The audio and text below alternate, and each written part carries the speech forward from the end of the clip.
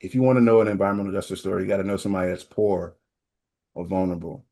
And I think the people that produce the news are more disconnected from ever than the people that are impacted by it. Mhm. So you'll see stories about PFAS or microplastics, which affect everybody, Yeah.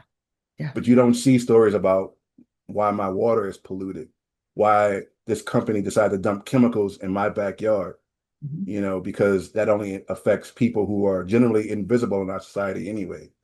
So that's why I say flavor of imagination, because I don't think it's malicious. It's just you'd have to know these folks to actually care and do a story about them.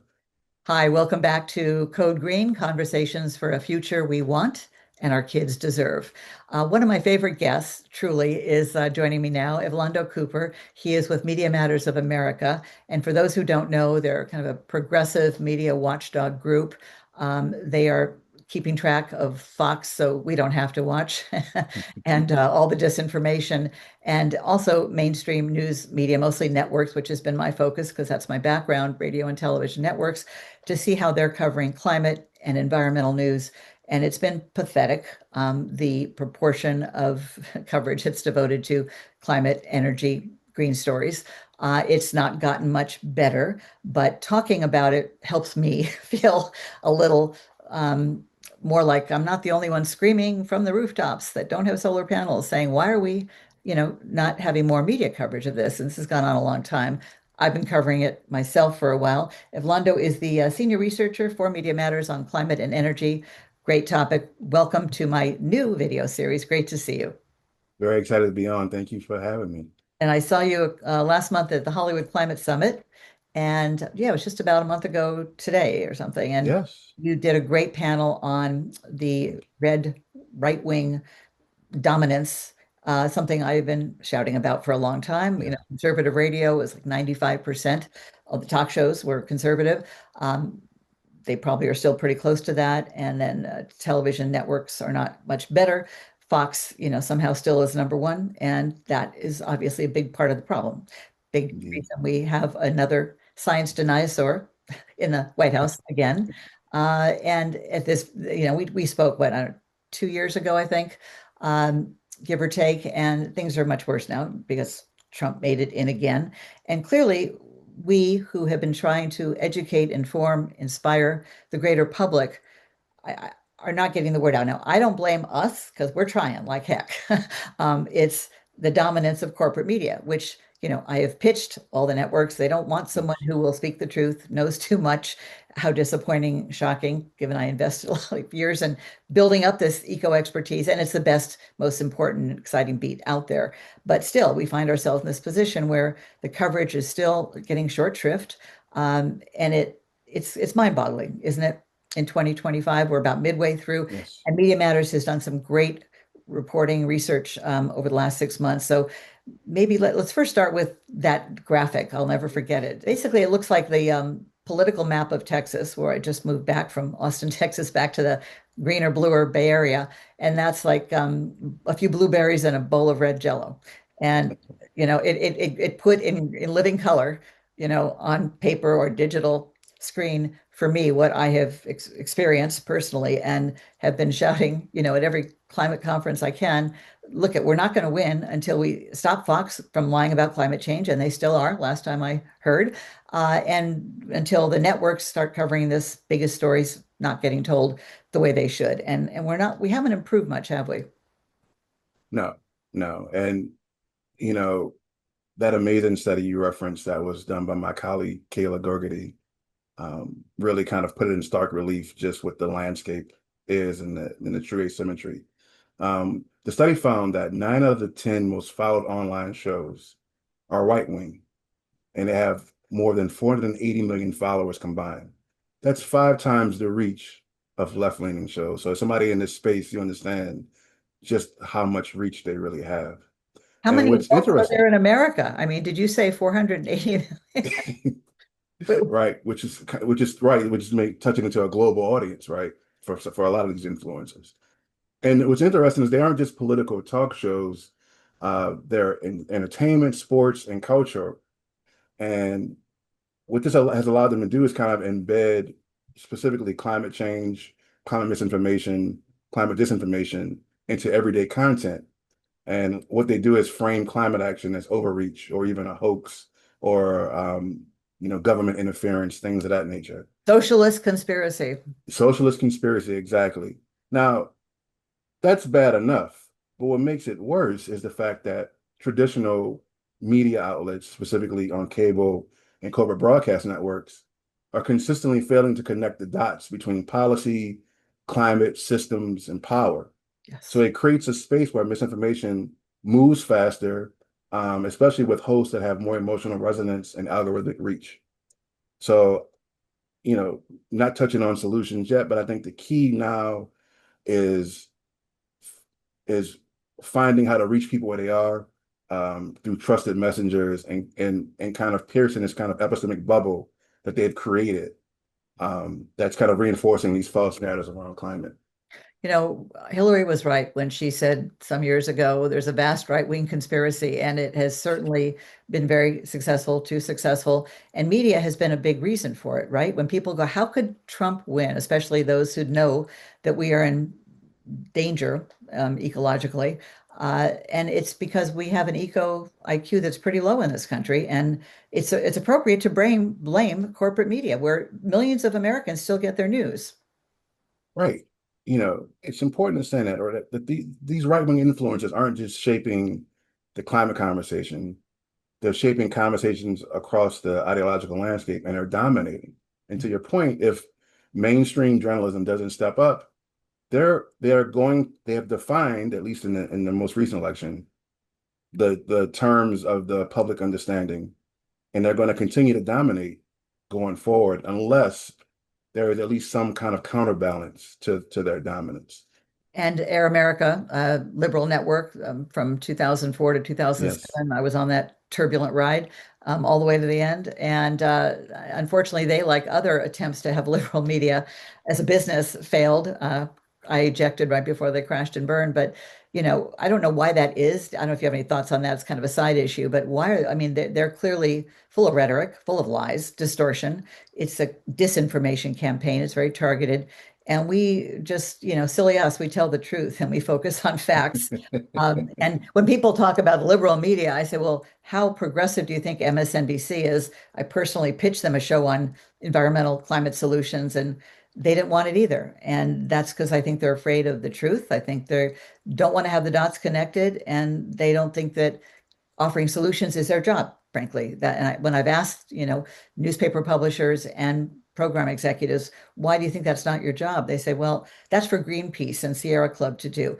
I said, well, great. Guess what? They're members who already get it. That's why they're paying dues. They're not the ones we need to reach. We need to go beyond. And it's still a problem. There's been some climate correspondents hired and fired, but with cutbacks now, because they are losing viewership. I think part of the reason they're losing viewership is, why should young people tune in when they're not seeing a lot of their issues, climate being up there, reflected? And they're not reflecting what's happening in the world, let alone society. And there are now, and have been, thank goodness, Black people, brown people, as well as white people on network news, especially the cable networks. But we're the green people. That's what I've been saying, like actual ongoing, there's no shortage of stories, Yeah. there's no shortage of problems or solutions. Yeah. And I think that's very interesting because, it's not just, I think like shows like Never Air America were very formative for me when I was much younger, like just seeing that and hearing that space. I I was think much what's younger. changed, I was much younger too. yes, you were.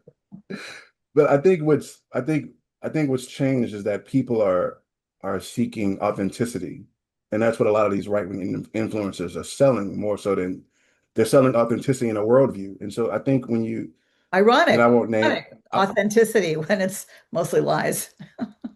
yeah, but it's grounded in this kind of, I don't know, it's grounded in this kind of everyday, just folks. We're just two people Relatable. relating exactly. And my favorite shows, and I think you know this too because you're very good at it, they have a worldview and a narrative. And so I think it's not just we're going to bash climate today. They're weaving climate into a longer narrative about, again, government overreach, why Trump is going to be so good at it, economic fake economic populism, or and climate is weaved as part of that misinformation. I think what the what corporate broadcast and cable networks are doing, like you mentioned, they're ignoring large demographics of people that do care about climate. Black folks, Hispanic folks, indigenous folks, rural, low wealth white folks. Yeah.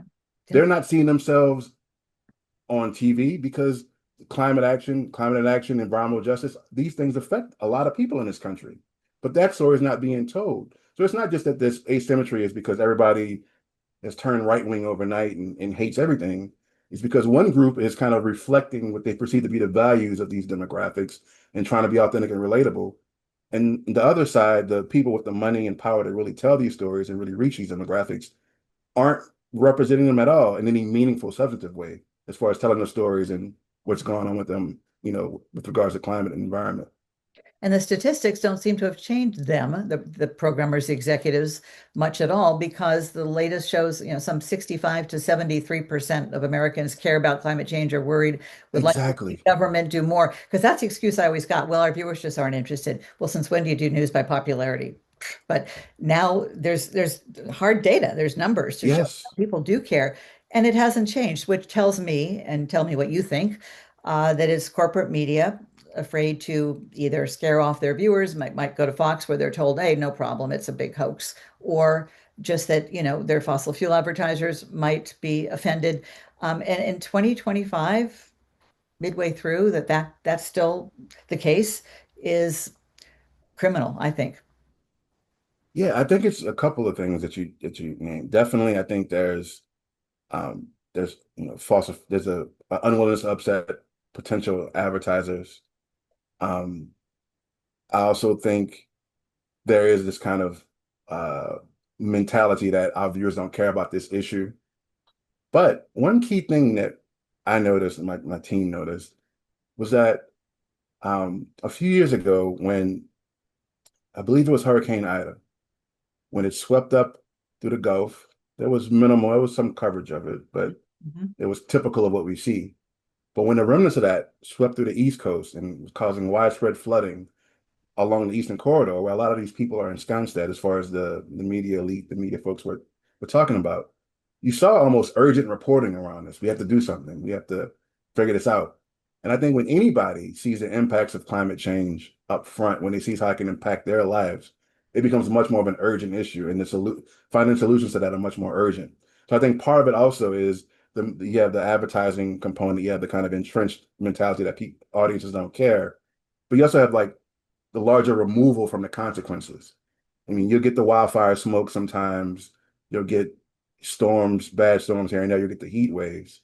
But these places are not yet dealing with the full brunt like many other areas of the country. And I think when that happens, inevitably you will see that kind of reporting that we need now to prevent the worst outcomes from coming to Meantime, fruition. in that void on the part of corporate media, Fox fills that void with Oh, disinformation and lies. And so, I mean, why would half the country vote for somebody who does not have their interests in mind, just on the climate alone, right? I mean, it's coming for all of us, and too many people don't connect those dots because it's not done for them if they're getting their primary news from conservative radio or Fox or whatever else is out there, Newsmax. I mean, how dangerous is this continuation of disinformation? It's affecting people's lives and property and insurance. You can't get insurance in Northern California anymore. Like, I don't yes. know how much more directly it can hit people. And I think the latest research shows 6 out of 10 Americans say that either they or someone they know has been hit by climate change. I don't know if they're Democrats or Republicans, but it shouldn't matter, of course. Yeah, you have these new right-wing influencers. They're new to the game, but Fox is the OG. They've been doing this for a long time, and they're a well-oiled machine to the point now where we can track what they report on and what they don't report on, and it both serves the purpose of propagating the fossil fuel industry, propagating people like Trump, who've been bought and paid for by the fossil fuel industry. I mean, this is going to be bad for a lot of vulnerable people, vulnerable Republicans, vulnerable people in red states, and they're more scared of of Trump than they are their own constituents. And extreme weather, fires and floods and tornadoes and hurricanes. It's And like, that's another thing Fox has been eerily silent on. You know, Trump's all these cuts to FEMA and NOAA, the national hurricane satellites and climate data. what could This possibly go stuff, yeah, this stuff is used by farmers. It's used by meteorologists. It's used to help people predict and escape from danger, and it's going to cause, if it hasn't already, real harm, real deaths. And even more? Fox has Yes. not uttered a peep. Well, I don't say not absolutely uttered a peep, but it'd be hard pressed to find Fox offering any criticism or pushback to these cuts that are being framed as cutting climate programs, but they're cutting real world programs that protect and save people's lives. And after President Biden, somehow got this historical climate act through, allocating $386 million, I believe. Is that right? 386 Billion. billion. Hello. We cheered. We don't know how, maybe because they called it the Inflation Reduction Act. They fooled people. Joe Manchin, whatever, it is so painful to because we thought finally this is what we need, and this is just the start. And then that they're clawing back those millions, billions. Billions.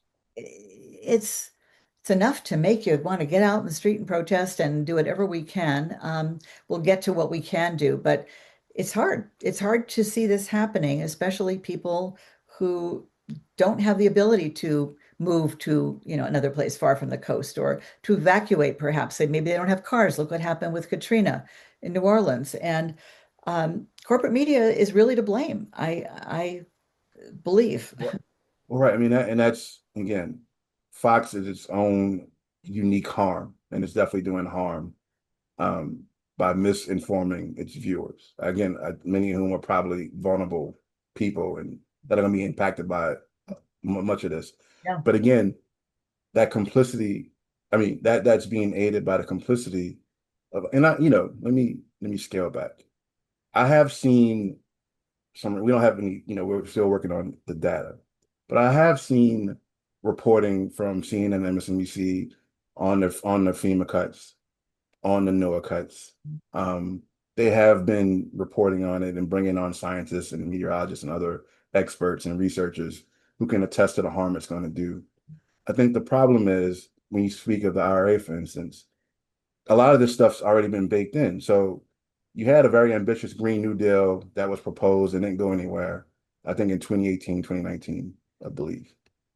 Ever since then, any legislation that's that's has any climate or environment attached to it, Fox has been calling the Green New Deal, the Green New Scam. Yeah. They've labeled the Inflation Reduction Act the Green New Deal, and they're telling their viewers right now that Trump is rolling back the Green New Deal.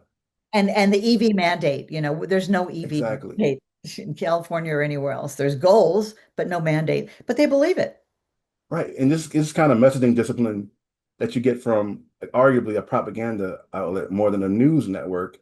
But again, it's been cable news silence up until this point that's allowed these narratives to take hold with very little pushback.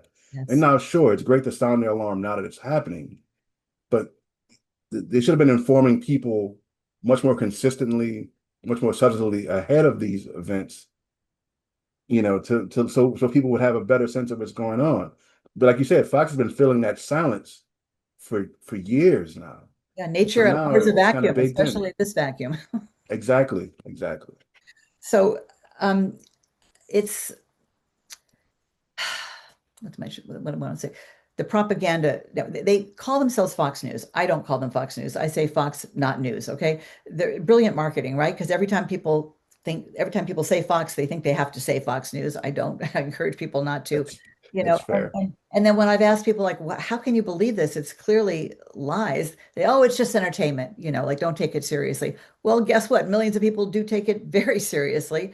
And that's why we have these problems. And how can they get away with it, Evlondo? How can they not be allowed to get away with lying about election fraud, COVID, but still climate change? And I think they should be sued. And I have talked about that, probably with you, and I think it holds. You can't if you can't yell.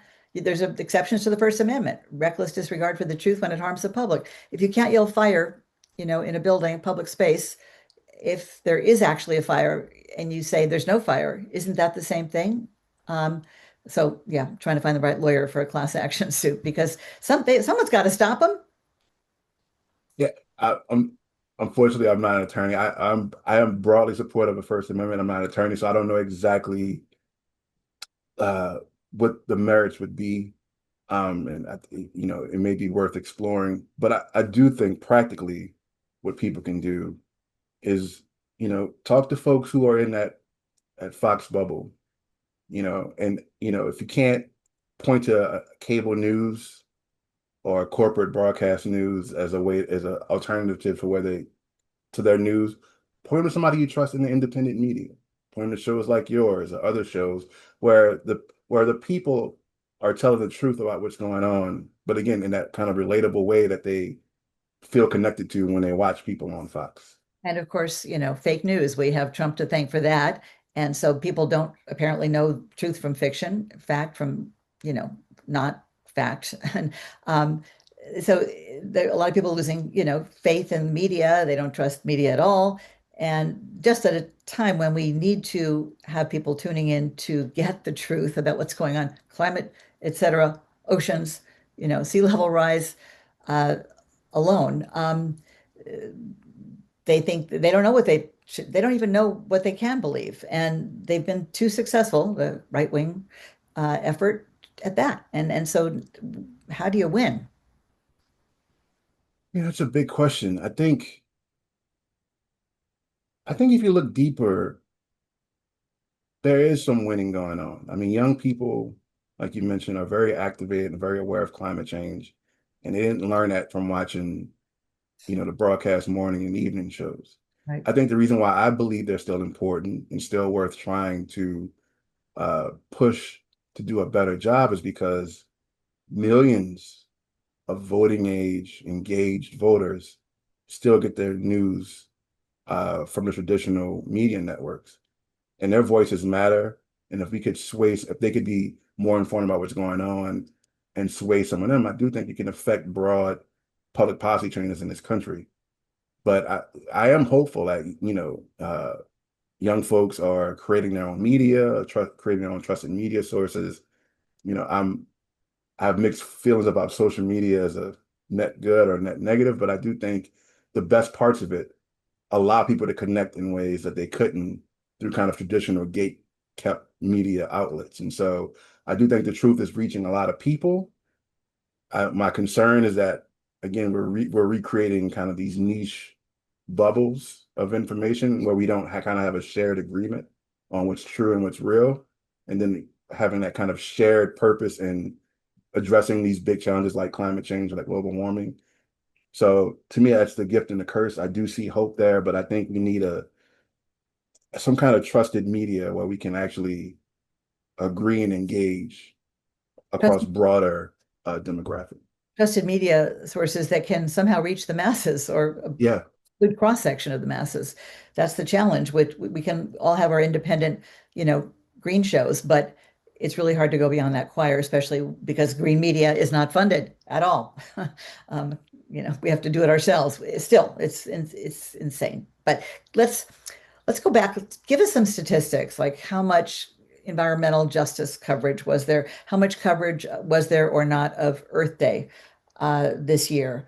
Any stats you can give us to show us just, it's not just our opinion, but the numbers tell a story that, corporate media, mostly the networks that you follow and I do, are really still doing a pathetic job of covering it. And it's almost like greenwashing because some of them have named their reporters to be climate correspondents, and they do a good job, but they're not on often enough. And they're, if anything, like Chase Kane on NBC, he's on the digital news now platform for younger people, but not on yeah, the network news as much. Bill Weir will do a good special on Earth week, and occasionally during the year when there's fires, floods, hurricanes, but it's not a regular nightly thing where the politics and the economy and the Yes. debt ceiling and all the stuff that is our menu, their menu, corporate media, to cover. And it's just still like environmental issues get maybe a mention in a list at the end and usually not mentioned at all, as if it still doesn't rate as an important issue when it in fact is the most important because there's no good anything on a bad planet. Yeah, you know, that's a point that I tried to convey at the summit and any chance I have to speak or present. Climate change, environmental justice is being siloed. We would see coverage radically change overnight if producers, I mean, you have good climate correspondents, right? And when they at their best, what they do is they weave climate into all the other issue areas because it is the background hum for a lot of our issues, whether it's economics, energy, Health. national security, health. And so, to your point, that would change coverage overnight. But what we're seeing, and to me, I think environmental justice would be one of the easiest lifts to really galvanize people in this country. Because if people knew what was being done to their air, land, and water on behalf of corporate interests and the politicians and industries that support them, people would be very upset and want to do something. But what we saw in 2024, seven environmental justice segments on the corporate broadcast networks. How many Seven, in 2024? yes. Seven stories on environmental justice. And And it's, I shouldn't be shocked because I don't see them either, and I monitor too much of it. yeah, and it's not seven environmental stories total, but it's seven stories that actually connected impacts to a vulnerable community, vulnerable population. Mhm, mhm. Um, and so it was just, I think it's just a failure of imagination to not do what I see as very simple lifts to connect these stories to real harm. And again, we're talking Black, Brown, Indigenous communities, but again, we're talking about low wealth, white, and rural communities, like in East Palestine. It would be transformative if they view themselves, what's happened to them, it's a tragedy and it's wrong. But if they view themselves as part of a larger environmental and justice community, to see themselves as part of the larger struggle, that this is what happens to all of us. These aren't just discrete stories. It's a national epidemic, whether it's water, poisoning, lead, air, groundwater pollution. These are national stories that are being told in very discrete, siloed ways. And have any of the networks even gone back there to see, a year or two Oh, after that disaster, the that impact? was the point, right? They went back on the anniversary. That was, pretty ro decently robust reporting on the anniversary. But again, they're siloed out of, the environmental justice story. And I think it was Mustafa Santiago Ali who I saw on PBS who made the point that no, they are one of the key uh, communities of environmental justice, and wrapping them in that would do a lot. But I think that's again the media has a failure of imagination, you know, and Is that serves again that to your point that serves right wing interests because I remember when it happened, Tucker Carlson and other folks on Fox wanted to cleave them out as exceptions. This is an exception. This community didn't deserve for that to happen to them, whereas it happens to them almost or just as often as it happens to other vulnerable communities. exactly. You say a failure of imagination, maybe that, but that's almost, I think, letting them off too easily. Do you think that the deciders, the gatekeepers on news, whether they're program executives or corporate executives from on high or just programmers in the newsroom don't know how important and how many Americans do care about this, or they do know and they don't want to cover it for reasons we've mentioned, advertisers, whatever. Either way, it's inexcusable. But what's your sense of that? It's a good question. The reason why I say failure of imagination is because I think when you look at a lot of these folks, um, if you want to know an environmental justice story, you got to know somebody that's poor or vulnerable. And I think the people that produce the news are more disconnected from ever than the people that are impacted by it. Mhm. So you'll see stories about PFAS or microplastics, which affect everybody, Yeah, yeah. but you don't see stories about why my water is polluted, why this company decided to dump chemicals in my backyard. Mhm. because that only affects people who are generally invisible in our society anyway. So that's why I say failure of imagination, because I don't think it's malicious. It's just you'd have to know these folks to And, actually care and do a story about them. and it's what's the name of the town that had the dirtiest water, terrible pollution? I can't believe I'm, Flint, yeah, Flint, Michigan.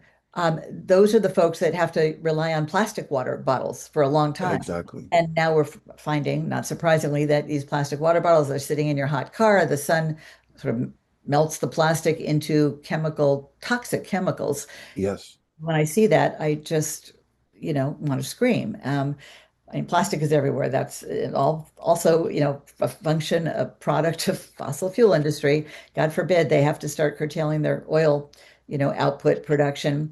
Let's get plastics up there, they're and ready. no regard for public health whatsoever. Yeah, and so I think that's the key reason why you don't see these stories more consistently. They know how to do them. They did seven. Some of them were actually really good. They'll talk about Cancer Alley. They'll talk about other, but again, they're reporting on them as discrete instances of environmental injustice. To me, the real story is drawing a connection from Cancer Alley to Flint to Newark to Latin communities in California to communities in Houston. Uh, this story is happening all across the country to millions of people, and the reporting needs to reflect that urgency. And again, I think if they just had a better sense of how widespread it was, new people that were being impacted, you would see more consistent reporting. And I think it's an educational opportunity. And, that's why we keep putting out the study with the hopes of something will click. And again, we're talking about environment just as much as climate. It should not be siloed. It should be the environment. Again, the airline and water we breathe is literally woven into every story And the that we environment, tell. I say our environment, take a breath, and the environment, the air out there comes IN into our lungs. I love it. It's the one issue, if you will, that impacts all of us, or only those who eat, breathe, or drink, as I say. So it's just so counterintuitive. It's so illogical, so dumb, frankly. And we're the only country that has, the denial industrial complex, alive and well. Now, Joe Rome came up with that. I'll give credit where it's due, but it fits, especially right now with our dictator in chief. Um, let's go back to Earth Day. Now, those of us who Yeah, cover it's the a good green meat pivot. all the time, Earth Day, it's like, come on, every day's got to be Earth Day. And you'd think there'd be more coverage and maybe deeper, wider, more substantive coverage. It seems to be pretty light green or pale green, as I say, as far as the networks. And I think you found that there was less, not more, as our situation ecologically gets worse faster. Yeah, this is a great pivot from environmental justice because again, we're talking about media awareness, media priorities, who they know. You know, Earth Month, Earth Day has increasingly been framed as eco-themed lifestyle coverage and um, you Cycle. know, right, consumerism. When we talked about it, my panel at the climate summit was about what we consume and why we consume it. Yeah. It's about consumption, green consumption. That we're gonna ethically consume our way out of the climate crisis. That's just not what's going to happen. What we saw was that um, Earth Day itself has gone down from 71 minutes of coverage in 2022 to 42 minutes in 2025.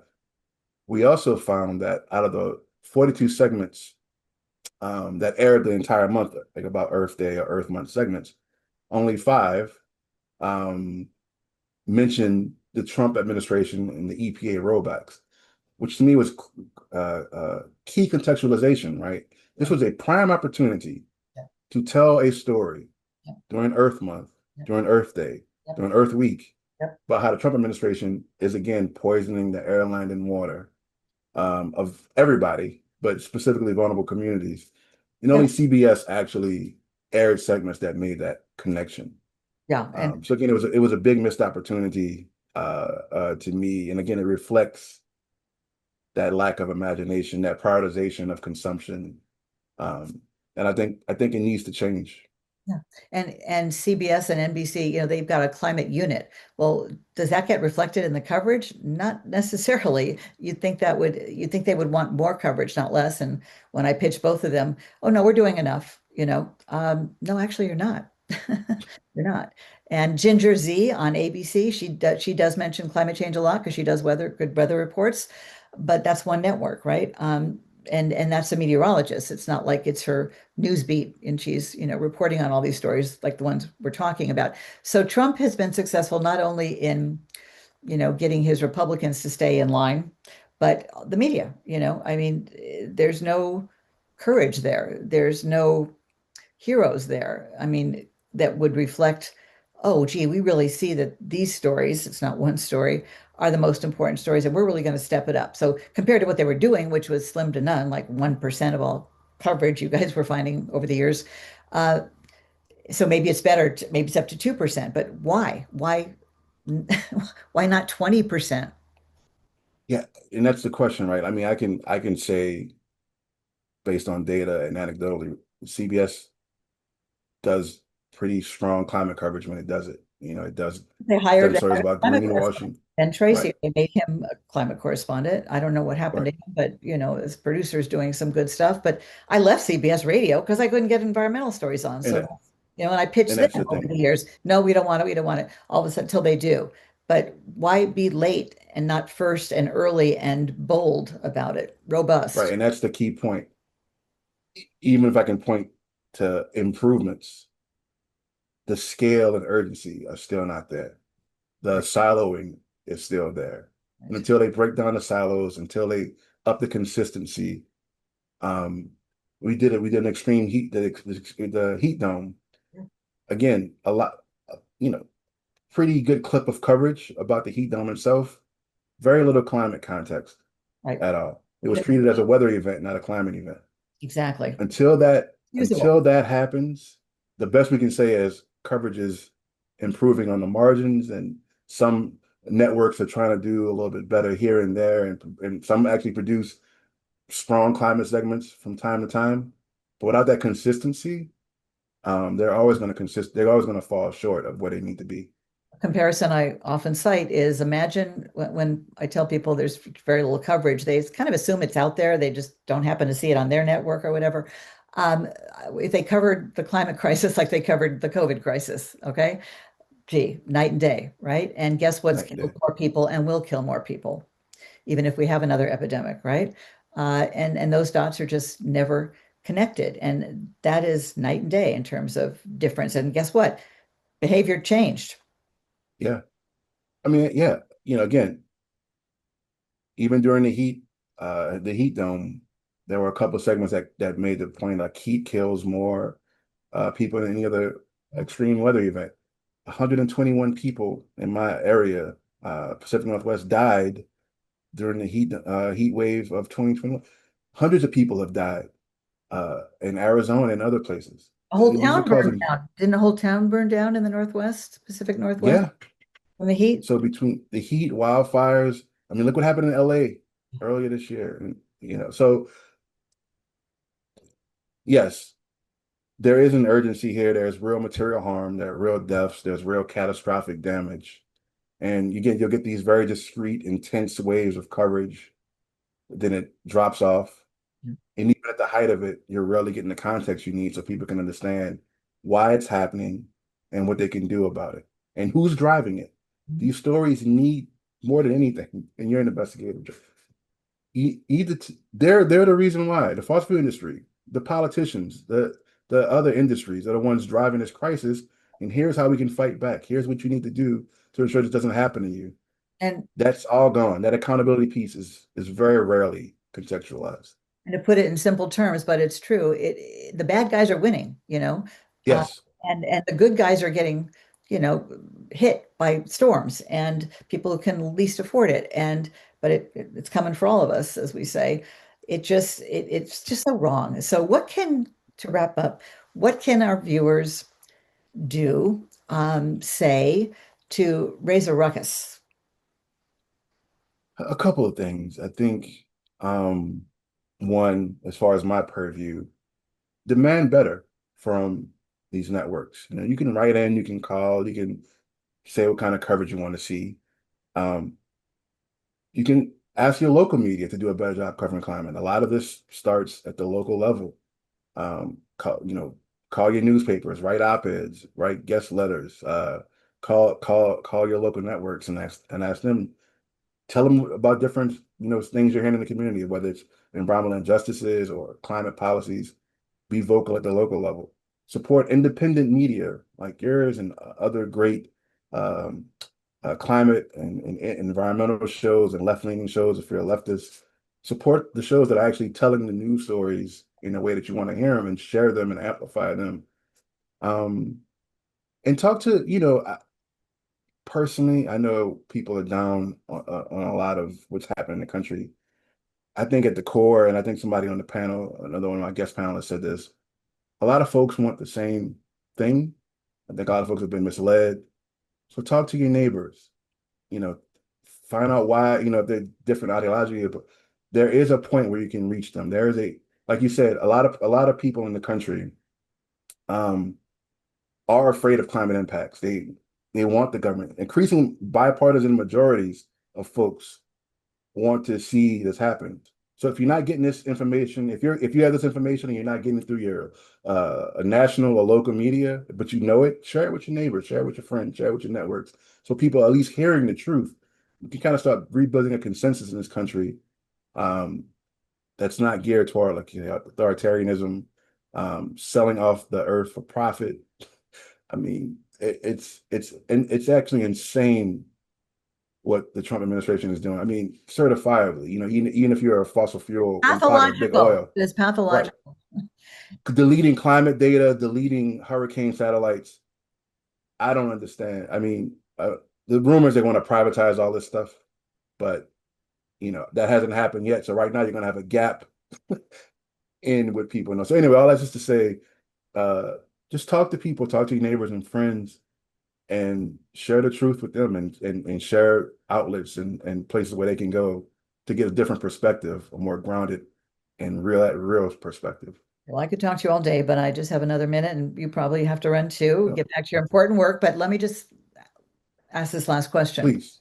When you do your terrific work at Media Matters on climate and energy issues, do you send them directly to the news directors and the networks because they're the ones who need to see how poorly they're doing? And do you ever get feedback or do you follow up with them to see if you're having an impact, you meaning Media Matters, with your research?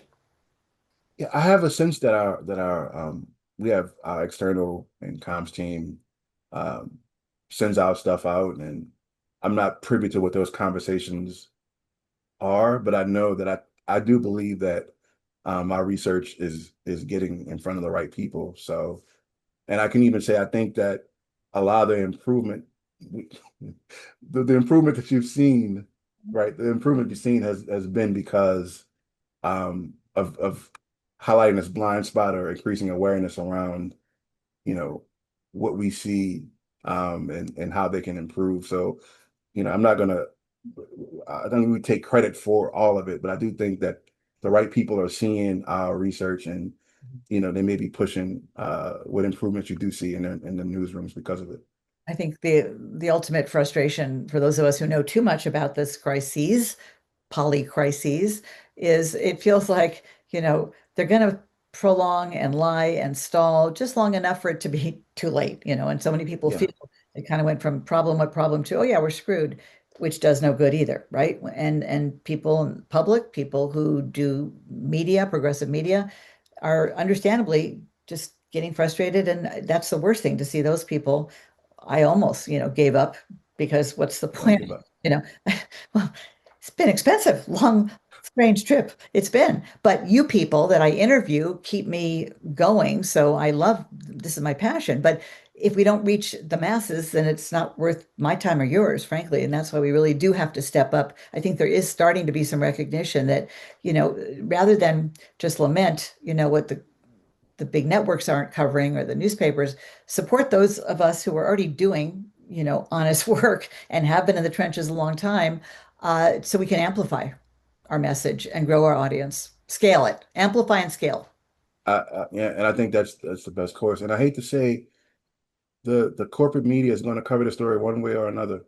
They can't duck it forever. So to me, it's better to be on the side of telling a story while there's a chance to mitigate the worst consequences than telling the more dystopian version once that window has closed for meaningful change. And by the way, in closing, if there's any lawyers out there, public interest lawyers, that my concept, my strategy for this lawsuit that I've been steeping on a long time is I record people when they've been a victim of some extreme weather event, fire, hurricane, whatever, and they all say, almost always you hear somebody say by the victims, we've never seen anything like this. So if some of those people were fox watchers and that was their primary source of information, and they really didn't know that this is not their father's fires anymore, this is a new era of extreme weather, more dangerous, they might have evacuated sooner. They might have saved their family members. I've got horrific, tragic stories of people who lost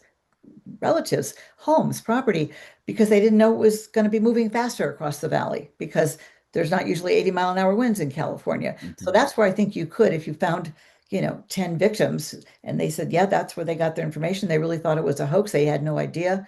That's where you could have some damages there.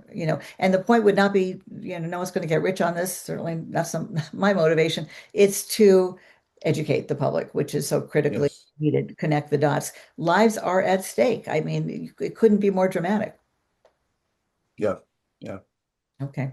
We'll have to wrap it up here. Thanks so much, Evlondo Cooper, Media Matters of America, my favorite group, my favorite guy, Oh, an energy expert. Yeah, I mean, we'll have to do this again soon, hopefully with some improvements, some better news. The silver green lining is Trump and formerly Musk, now they're enemies, are alienating so many cultures, subcultures, groups, that maybe it will be reflected in the midterms. Maybe there will finally be the backlash, and maybe we've sunk so low in terms of misinformation that people will start to see the dirty underbelly, ugly part of this, the results of disinformation to the highest level. That it's not serving them, and we can then start swinging back towards the truth, and people can start to believe those of us who have their interests at heart, not those who have their own power, greed, whatever it is that makes them lie. speaking to my wheelhouse, this climate and energy is not popular. And I think that's where I take my strength. It's not popular. The more people learn about it, the less popular it is. So we just need to get the word out. Here, here. Okay, gotta hop on another Zoom. Thanks so much, and enjoy the rest of your summer. And we'll stay in touch and keep up the great work there at Media Matters. Thank you. Take care. It was a pleasure. Thank you. Have a great green day.